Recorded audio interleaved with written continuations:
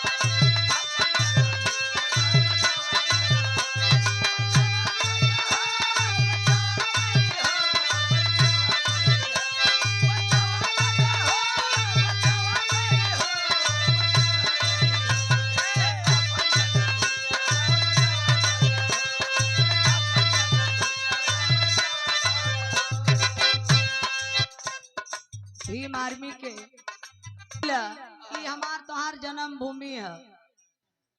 बचावा भैया हो, बचावा भाई हो, बचावा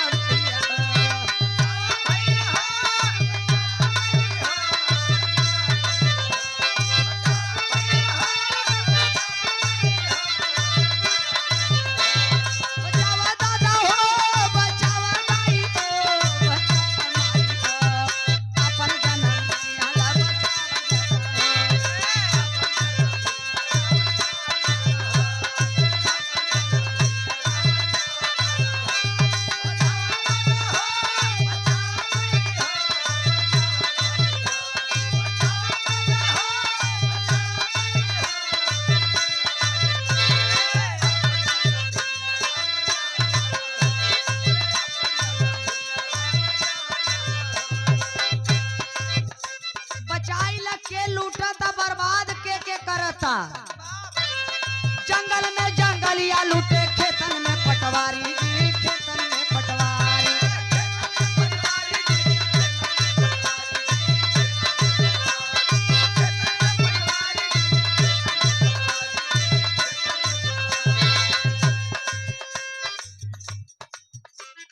हमारे संचालक जंगल में जंगलिया लूटे, खेतन में पटवारी।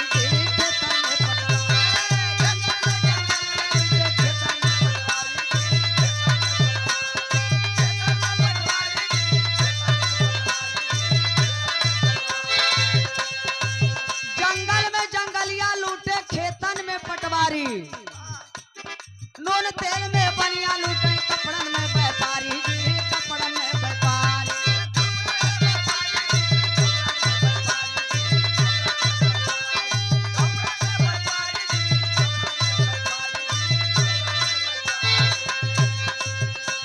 मनावा भैया हो, मनावा दाई हो, मनावा माई हो।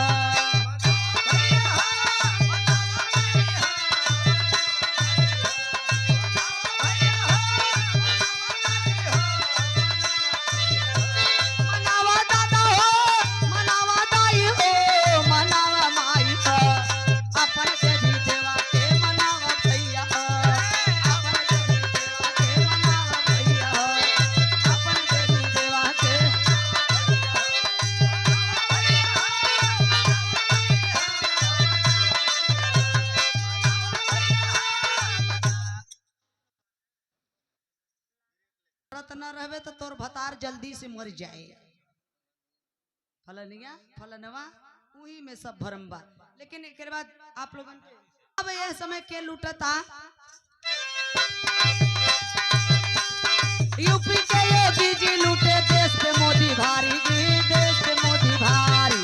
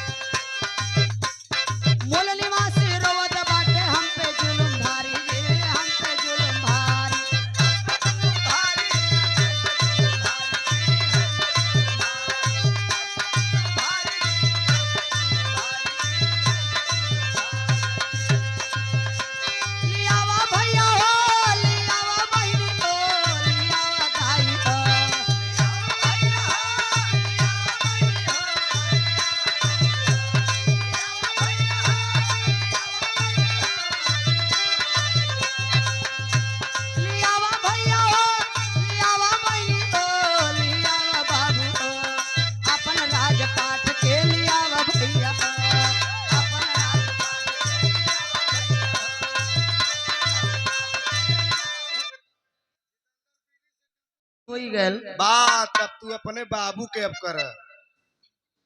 ई स्वाभाविक बा, केहू बाऊ की मानता तो केहू माई की मानता। बा लेकिन है मुरचहवा के नगद काम करा तो ये अपने मेहरी के मानता।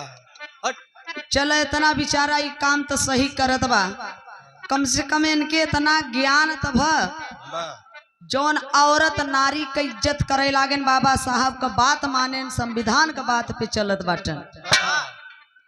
अरे यार नारी हम लोग शक्ति हैं। शक्ति हाँ, जी यत्र नार्यस्तु पूजन्ते रमन्ते तत्र देवता। बा बा नारी वो शक्ति हैं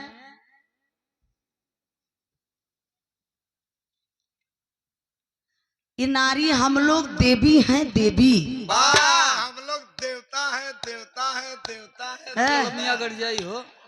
पहले अपन शकल देख लेता है जा तू लोग। देवता लायक बा है? करिया करिया बड़े बड़े दांत, बड़े बड़े मोछा, गठीली बाड़ी, महुआ, मुर्गा दारू खाई पिए वाला है? ई दैत है, ई असुर है, ई राक्षस है, ई शैतान है, ई बनमानुष है। सकलिए रच के देख लेता जा। अरे यार देवता तो कुल गोरे गोर रहन और एक ही कलर रहन और उन्हें कुल मुछ मुंडा रहन। बा यहने सारन का बाबू पेटा मर गया रहन का हो। तो हमार बाबू खतरा खतौनी दे दे हैं। आ? ले ल ज्ञान कम से कम। आदरणीय महेश सिपाही जी, आदरणीय रमेश के लिए जोरदार ताली बजा के सम्मान करिए आप लोग। करो समाज के लिए कुछ करो, कर न सको तो लिखो, लिख न सको तो बोलो, बोल न सको तो सहयोग करो, सहयोग न कर सको तो समर्थन करो, लेकिन समाज के लिए कुछ करो। निठल्ला मत घूमो। जय भीम, जय भारत, नमो बुद्धाय। आइए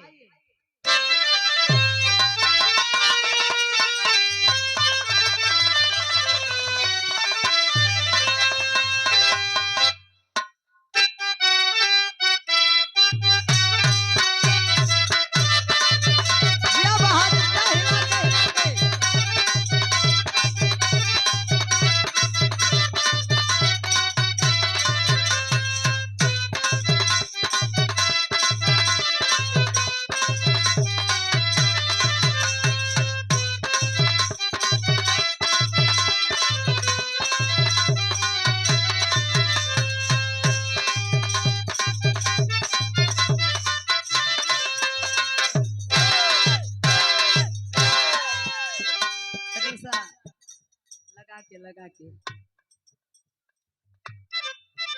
मास्टर हमारे गीत बजावत बाटल। एकरे पहले आज जैसे कुंभ मेला में बुलावा गवा, आइए कुंभ मेला में शाही स्नान, VIP स्नान, ऐसा न स्नान कब्बो न मिला हो। अरे बाप रे बाप, धीरेन्द्र शास्त्री क्या कहा है, ये 27-28 साल का लवंडा बेचारा पर्ची निकालता। एकर पर्ची घबरा जिन हम निकालब कुछ दिन में। पर्चिया पहले वही निकाल देवे चाहत रहा कि काल इतना आदमी मरई वाला है। जे मर गवा बेचारे मोक्ष प्राप्त हो गया गंगा जी किनारे। घबरा जिन पिछवाड़े 4 लात मारे हुई गंगा जी में दे मोक्ष। सोचने वाली बात है, जो नहीं आएगा वो देशद्रोही कहलाएगा। सबसे बड़ा सारे है देशद्रोही है। अये मूल निवासियों 85 न्योता मिला रहा पहले अयोध्या जाई बदे, कहे बदे के भगवान राम आवत है। अच्छा सोचा कि इतना दिन भगवान राम कहाँ रहे ने। बात तो के पता ही नहीं चला, अपने बहनी औरे गारन खिचड़ी लेके तबई प्रधानमंत्री अंगूरी पकड़ के लिया जबरी। जबरी लिया तब अयोध्या में चला गए, हार गए ससुर। तो आए मेरे मूल निवासी, आए मेरे बहुजन के लोग, हमें मंदिर नहीं चाहिए, हमें मंदिर नहीं चाहिए, हमें स्कूल चाहिए। हमें धर्म नहीं चाहिए, हमें अधिकार चाहिए। हमें मनुस्मृति नहीं चाहिए, संविधान चाहिए। हमें भाषण नहीं चाहिए, हमें रोजगार चाहिए। भाषण सुनावा था, हमें जरूरत के करबा। कैसे भैया?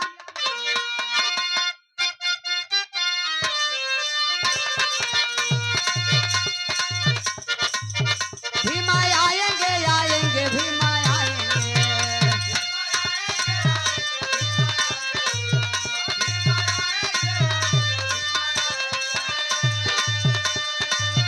भीमा आएंगे आएंगे भीमा आएंगे।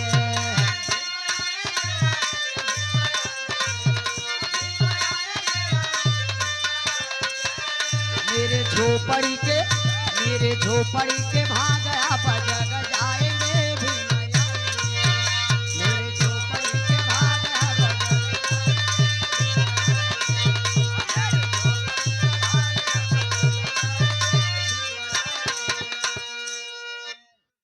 भीम आएंगे। हमें की जरूरत है। जय भारत नमो बुद्धाय। पर्दा लगा के दे यार।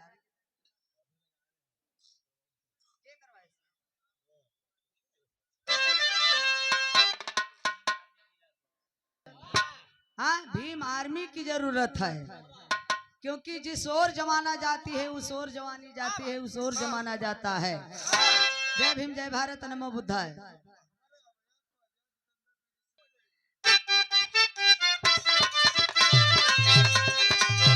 भीम आएंगे तो खुशियां मनाएंगे,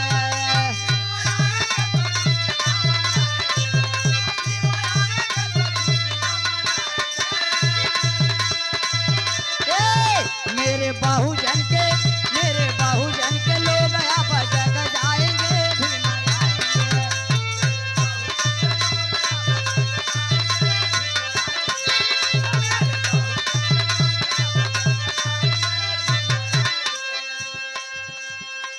लेकिन बहुत से सारे गीते हैं। इन मूल निवासी 85 के लिए सरो सरगम गीत गाई है। हमारा चैनल सरो सरगम मिर्जापुर चैनल का नाम है।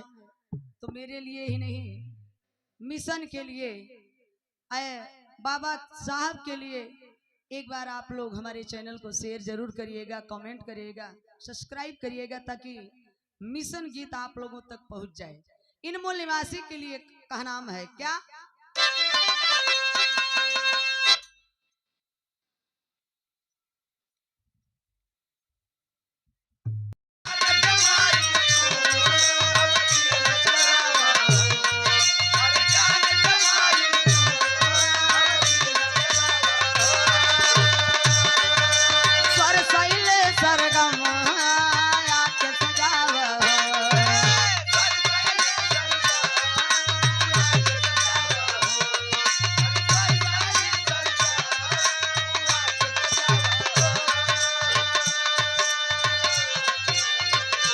जगमग हमारी नवरिया भइल बा,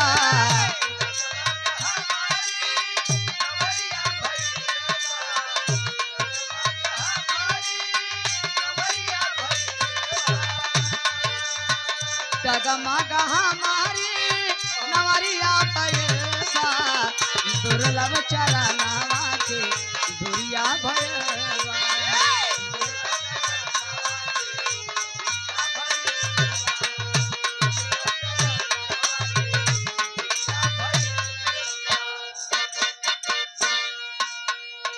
धन्य है माँ बाहरे ज्ञान की देवी, लेकिन हम लोगों की मूर्खता देखिए।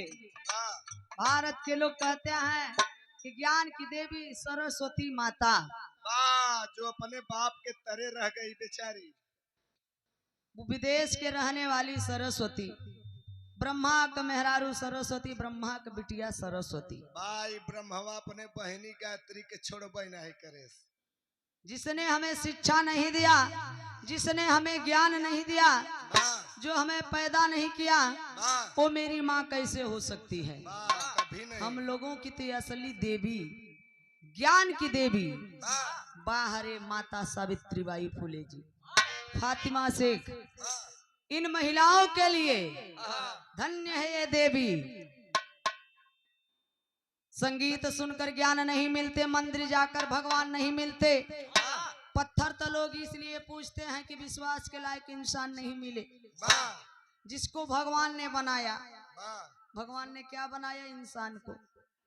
जिसको भगवान ने बनाया उनकी पूजा कोई नहीं करता है, और जिसको इंसान ने बनाया मतलब ईटा पाथर गोबर मैली माटी, भगवान धन्य है इंसान। जिसको इंसान ने बनाया उनकी पूजा सभी लोग करते हैं। इसीलिए तो, क्योंकि वो सबसे महान चूतिया लंठ बेवकूफ आदमी ही ऐसा करते हैं। भजन भाव के आखिरी लाइन में कहनाम बा, धन्य है माँ बिरहा जगत में हमार कोने खानदान में पैदाइश भइल बा, पहचान लायापन के हा। बता दे तना दूर आई है तो जंगले के रहन की पहाड़े का। देवी देवतन के तना मानत चला आवत है, कहियो गुल्लक भी नहीं भरा और बिचौवे में फोड़ दिया जाता। आज असली खसरा खतौनी असली चीज तो हम लोगों के पुरखा पुरनिया दिए हैं। हम एक के बिरहा गाए हैं, हमारे चैनल पे है बिरहा हमारा सरो सरगम मिर्जापुर, हमारे चैनल का नाम है। मैं उसमें बिरहा गाई हूँ महाकुंभ का श्रद्धालुओं का हत्यारा योगी और मोदी। तो कमेंट में एक लोग लिख के भेजे हैं, बस्ती के जिले के हैं वो, कि सरो सरगम जी क्या भीमराव अंबेडकर आपके पापा हैं क्या? तो हम हूं के तो कुछ जवाब देवे के पड़ी गए। हम कहा योगी और मोदी तहार बहनोई हैं, तहार ससुर हैं का?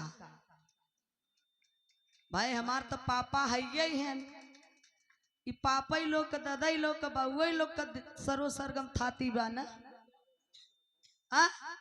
तू देखा तोहार दुबे तिवारी चौबे उपाध्याय जौन साढ़ कुल छोड़ दे है। अरे वो साढ़ मत कह, योगी के बड़ी बेइज्जती है, उनकर माई बाबू हन बड़ा पेशाब है समय दूध चरचर हाथ।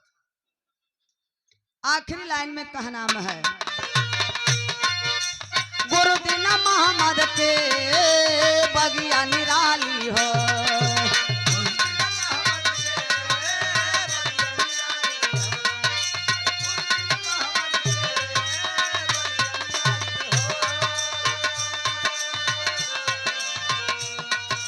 राम मिलन हरिद्वार है उसके माली हो।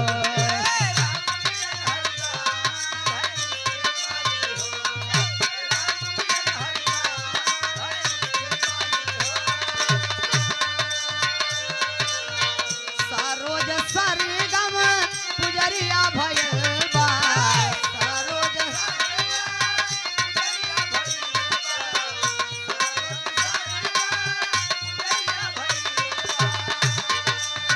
सरोज सरगम अरे पुजरिया भयल बा,